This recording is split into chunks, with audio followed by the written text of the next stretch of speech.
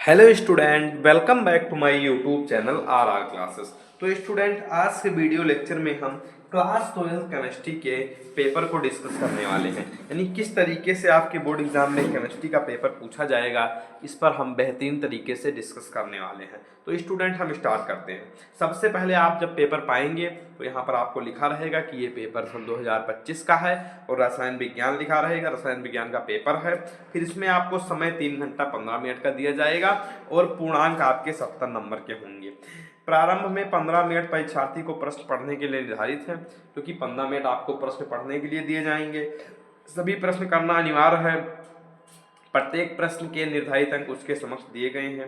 गणनात्मक प्रश्नों में गणना के पद अवश्य दीजिए, प्रश्नों के प्रासंगिक उत्तर दीजिए और जहां हो वहां रासायनिक समीकरण अवश्य दीजिए। इन सभी चीजों को आपको ध्यान में रखना है। देन सबसे पहले क्वेश्चन नंबर 1 आपको देखने को मिलेगा कि इस प्रश्न के प्रत्येक खंड में 4 विकल्प हैं। सही विकल्प चुनकर अपनी उत्तर पुस्तिका में लिखना है। सबसे पहला क्वेश्चन है यहाँ पर कि Fe किस ब्लॉक का तत्व है। तो आप सभी लोग जानते हैं कि Fe जो हमारा है वो डी ब्लॉक का एलिमेंट है, यानी डी ब्लॉक का तत्व है। तो इसमें option number first is correct. Then हम दूसरे क्वेश्चन पर आते हैं। दूसरा क्वेश्चन है हमारा कि अधिक ऑक्सीकरण अवस्था प्रदर्शित करने वाला इलेक्ट्रॉनिक विन्यास, यानी अधिक ऑक्सीकरण अवस्था प्रदर्शित करने वाला इलेक्ट्रॉनिक विन्यास, तो वो हमारा हो जाएगा 3d5 3d5 4s2। तो ये हमारा हो जाएगा। देन हम नेक्स्ट क्वेश्चन की तरफ आगे बढ़ रहे हैं और नेक्स्ट क्वेश्चन आपको इधर देखने को मिलेगा। क्या देखने को मिलेगा कि नेक्स्ट क्वेश्चन में हमारा पूछा है, क्या पूछा है कि क्या किसी भी गैल्वेनिक सेल में लवण सेतु को हटा देने पर सेल का वोल्टेज, अगर किसी गैल्वेनिक सेल में हम लवण सेतु को हटा दें तो सेल का वोल्टेज अचानक शून्य हो जाता है, धीरे धीरे घटता है या तीव्र वेग से बढ़ता है, अपरिवर्तित रहता है। तो अचानक शून्य हो जाता है, इसका ये आंसर हो जाएगा। नेक्स्ट क्वेश्चन की तरफ मूव करते हैं। नेक्स्ट क्वेश्चन हमारा है कि मानक हाइड्रोजन इलेक्ट्रोड विभव 0.0 वोल्ट होता है। कितना होता है? 0.0 वोल्ट होता है। देन हम नेक्स्ट क्वेश्चन की तरफ आगे बढ़ते हैं और नेक्स्ट क्वेश्चन है हमारा कि अंगा में क्या पूछा है कि के बराबर ए की पावर माइनस EA/RT के लिए सत्य है कि के हमारा साम्य स्थिरांक है, ए हमारा अधिशोषण गुणांक है, आर रेडबर्ग नियतांक है, ये हमारा संकीर्ण ऊर्जा है। तो इसका चौथा पॉइंट हमारा सही हो जाएगा कि ये जो है वो हमारा संकीर्ण ऊर्जा है। देन हम नेक्स्ट क्वेश्चन की तरफ मूव करते हैं। नेक्स्ट क्वेश्चन हमारा चा वाला है। चा वाला हमारा क्वेश्चन क्या कह रहा है कि अभिक्रिया 1/2A से 2B के लिए ए के विघटन की दर और बी के विघटन की दर निम्न प्रकार से संबंधित है। कैसे संबंधित है वो चीज़ें आपको बतानी है। तो ये हमारा -dA/dt बराबर 1/4 dB/dt इस तरीके से संबंधित है।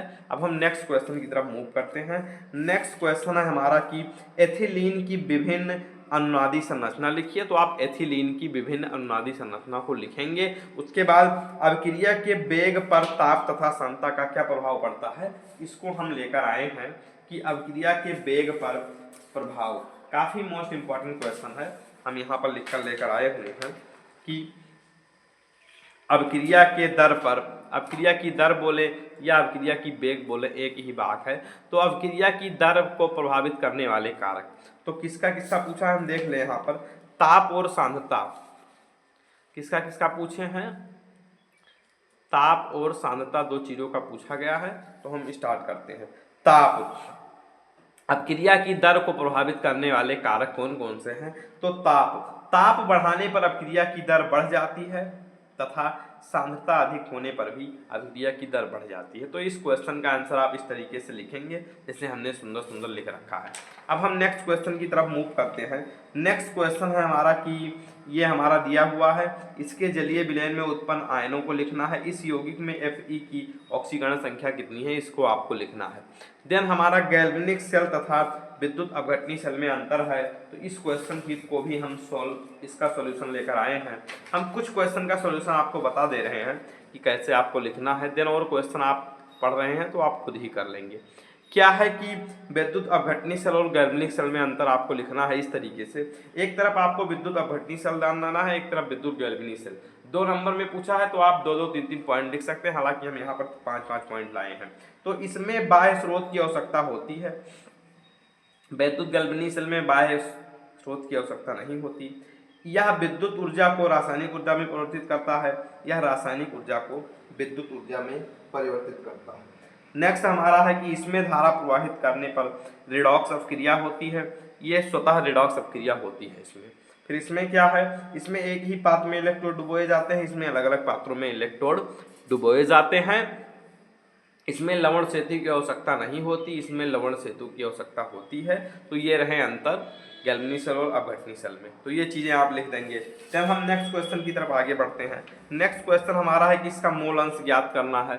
मोल अंश का फॉर्मूला आप जानते हैं कि जिसके मोल निकालने हैं उसके मोल और बटे में कुल मोल, इसको आप लिख देंगे।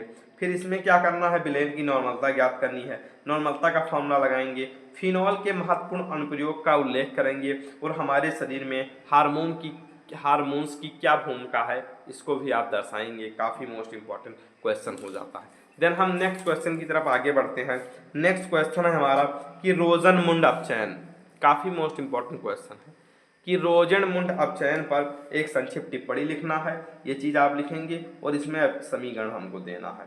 फिर क्या है कि अपक्रिया की आणविकता तथा कोटि में अंतर, ये भी काफ़ी मोस्ट इंपॉर्टेंट क्वेश्चन हो जाता है, तो इसको भी हम सॉल्व कराने वाले हैं कि इसके आणविकता और कोटि में अंतर, ये हम लेकर आए हुए हैं कि अपक्रिया की आणविकता और कोटि में क्या अंतर है। तो अपक्रिया की कोटि एक प्रायोगिक मान है, जबकि अपक्रिया की आणविकता एक सैद्धांतिक मान है।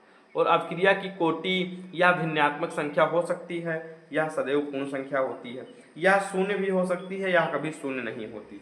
और अपक्रिया की कोटि उन अणुओं की संख्या है जिनकी सांद्रता वेग निर्धारित करती है, और यह अपक्रिया में भाग लेने वाले अभिकारकों की संख्या है। तो इसका आप स्क्रीनशॉट कर सकते हैं। इस क्वेश्चन का सॉल्यूशन भी हम लेकर आए हुए हैं। देन हम नेक्स्ट क्वेश्चन की तरफ आगे बढ़ते हैं। नेक्स्ट क्वेश्चन है हमारा कि सेल में विशिष्ट परतोत्था चालकत्व की परिभाषा, ये परिभाषा हमने करा रखी है, इसको आप लिख देंगे। देन इसमें ब्रोमो बेंजीन की तुलना ब्रोमोएथेन का ब्रोमीन परमाणु अधिक क्रियाशील होता है, क्यों, इसको आपको लिखना है। देन नेक्स्ट क्वेश्चन है हमारा कि एमीन किसे कहते हैं, प्राथमिक द्वितीयक और तृतीयक अमीन में विभेद कीजिए, इंपॉर्टेंट क्वेश्चन है। फिर इसमें हमारा रासायनिक समीकरण देना है। देन डी तथा एफ ब्लॉक के तत्व क्या हैं, तो डी ब्लॉक के तत्व को हम संक्रमण तत्व कहते हैं, एफ ब्लॉक के तत्वों को अंतः संक्रमण तत्व कहते हैं। फिर इसके हमको सामान्य इलेक्ट्रॉनिक विन्यास दर्शाने हैं, तो हम कुछ यहाँ पर थोड़ा सा लिख कर लाए हैं कि इसके सामान्य इलेक्ट्रॉनिक विन्यास। अंतः संक्रमण तत्व जैसे लेंथेनाइड और एक्टेनाइड, तो इसका सामान्य इलेक्ट्रॉनिक विन्यास है, आप इसका स्क्रीनशॉट कर सकते हैं। देन हम नेक्स्ट क्वेश्चन की तरफ आगे बढ़ें, तो नेक्स्ट क्वेश्चन हमारा यहाँ पर हो जाता है क्या होता है जब। अब इन चीज़ों को आप अच्छे से तैयारी करेंगे, क्या होता है जब, इसमें केवल समीकरण देना है, तो इन सारी चीज़ों को आप अच्छे से करेंगे। देन फिर क्या है हमारा यहाँ पर अगला क्वेश्चन है। अब हम 5 नंबर वाले क्वेश्चन की तरफ 4 नंबर वाले क्वेश्चन की तरफ आगे बढ़ रहे हैं कि विलयन, इसमें विलयन के वाष्पदाब की गणना करनी है, तो ये हमने क्वेश्चन करा रखा है। देन फिर हम 5-6 क्वेश्चन की तरफ आगे बढ़ते हैं। इसमें आपको बैलेंस बॉन्ड थ्योरी बतानी है, BBT, जो कि हम बहुत अच्छे से यहाँ पर लिख कर लेकर आए हुए हैं, उसको हम आपको बताने वाले हैं कि संयोजकता आबंध थ्योरी के बारे में बताना है। तो ये क्वेश्चन आप देख सकते हैं, कराए हैं अपने उसमें लेक्चर में, उसी को हम लेकर आए हैं। तो संयोजकता आबंध थ्योरी में सबसे पहले है, इसको बैलेंस बॉन्ड थ्योरी भी बोलते हैं। तो यह नियम लाइनस पॉलिंग ने दिया था, इसको आप लिख देंगे। फिर आपको पॉइंट बनाकर लिखना है कि फर्स्ट पॉइंट क्या हो जाएगा कि संकुल यौगिक में केंद्रीय धातु परमाणु में उप सहसंयोजन संख्या के बराबर रिक्त कक्षक उपस्थित होते हैं। देन दूसरा पॉइंट, केंद्रीय धातु आयन के रिक्त कक्षक संकलित होकर समान संख्या में समान ऊर्जा के नए संकरित कक्षक का निर्माण करते हैं। देन नेक्स्ट सेकंड पॉइंट अगर हम लिखें नेक्स्ट पॉइंट, तो केंद्रीय धातु आयन के रिक्त कक्षक संकरित होकर समान संख्या में समान ऊर्जा वाले नए संकरित कक्षक का निर्माण करते हैं। केंद्रीय धातु के डी कक्षक में उपस्थित इलेक्ट्रॉन यौगिक के संकरण एवं ज्यामिति के अनुसार पुनः व्यवस्थित होते हैं। और नेक्स्ट पॉइंट है कि प्रत्येक लिगेंड के पास कम से कम एक कक्षक होता है जिसके पास एकांकी इलेक्ट्रॉन युग्म होता है। यदि किसी संकुल यौगिक में एक या एक से अधिक युग्मित इलेक्ट्रॉन उपस्थित होते हैं तो वह संकुल यौगिक अनुचुंबकीय प्रकृति का होता है। तो ये आपको बैलेंस बॉन्ड थ्योरी लिख देनी है, संयोजकता आबंध का सिद्धांत लिख देना है। अगर हम नेक्स्ट क्वेश्चन की तरफ आगे बढ़े तो नेक्स्ट क्वेश्चन हमारा यहाँ पर हो जाता है, आपको विटामिन के बारे में लिखना है। किसके बारे में लिखना है? विटामिन के बारे में। नेक्स्ट क्वेश्चन है हमारा कि एमिनो अम्ल तथा न्यूक्लिक अम्ल पर एक संक्षिप्त टिप्पणी लिखिए। काफ़ी इंपॉर्टेंट क्वेश्चन है। देन फिर निम्नलिखित विटामिन में इन विटामिनों की कमी से होने वाले रोग की कमी के कारण होने वाले रोग को बताना है। विटामिन के स्रोत, तो इन सभी चीज़ों को आप पढ़ लेंगे, काफ़ी इंपॉर्टेंट क्वेश्चन हो जाता है।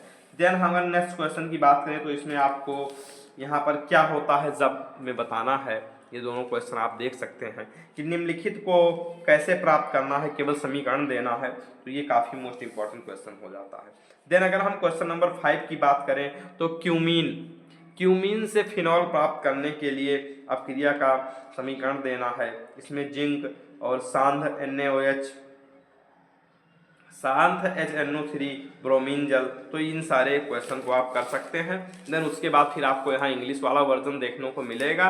तो आई होप कि आपको अब पेपर का पैटर्न समझ में आ गया होगा कि क्वेश्चंस कितने कितने नंबर के पूछे जाएंगे। हम एक बार फिर से ओवरव्यू दिखा रहे हैं पेपर का कि सबसे पहले आपको 1 नंबर वाले क्वेश्चन देखने को मिलेंगे, फिर आपको इधर में 2 नंबर वाले क्वेश्चन देखने को मिल रहे हैं, फिर आपको यहाँ बात करें तो 3 नंबर वाले क्वेश्चन देखने को मिल रहे हैं।